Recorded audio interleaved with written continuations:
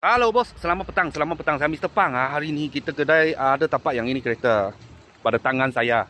Tahun 2017. Hyundai Tucson. Ini bukan Tucson lah, Tucson. 1.6 auto. Ini turbo ini kereta. Kereta turbo DCT gearbox 7 speed. Sebab ini spek ada 3 jenis lah. Satu diesel, satu 2.0 NA, satu 1.6 turbo.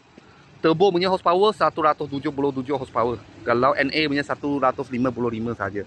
Okey, depan dia ada kamera lah. Ada kamera.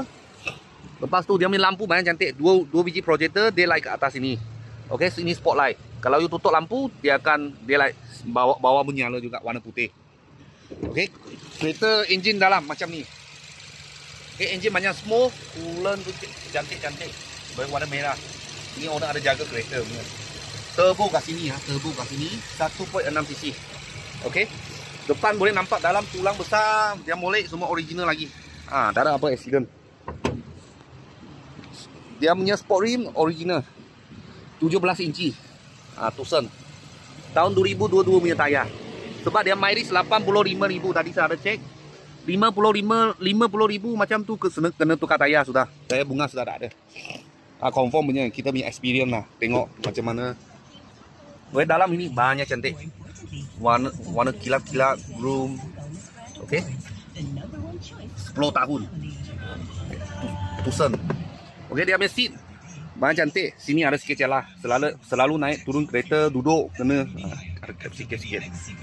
Elektronik memang ada bagi you lah. Lepas tu jahit warna merah tepi sini. Ini boleh jahit ya. Saya rasa ini kulit dia membungkus. Kalau dia plastik ya, dia tak akan jahit macam ni. Okay. Depan punya kamera tu tadi nampak depan punya kamera, belakang ada power boot. Belakang menjemput power boot. Okey, mileage dia 85,000. 85,000, steering pun cantik juga. Okey, dia function semua kat sini. Lepas tu driving mode kat sini. Sport mode, eco mode, parking sensor. Okey. Original Android Play lah. Ada GPS. Ada nampak Hyundai MI, dia original punya. Okey, push start button kat sini. Sebelah punya leather semua cantik, belakang leather pun sama juga cantik. Sebab ini SUV, tinggi punya orang boleh duduk dalam lah. Bawa pun sedap. Lepas tu 1.6 turbo pun banyak jimat minyak, lepas banyak power. Okey, sini ada juga. Chrome punya warna cantik, banyak cantik, warna biru. Okey, ini seat boleh lipat lah. Kalau nak bawa barang banyak boleh lipat. Tapi kalau tak ada letak macam ni pun okey juga. Tahun 2017 lah.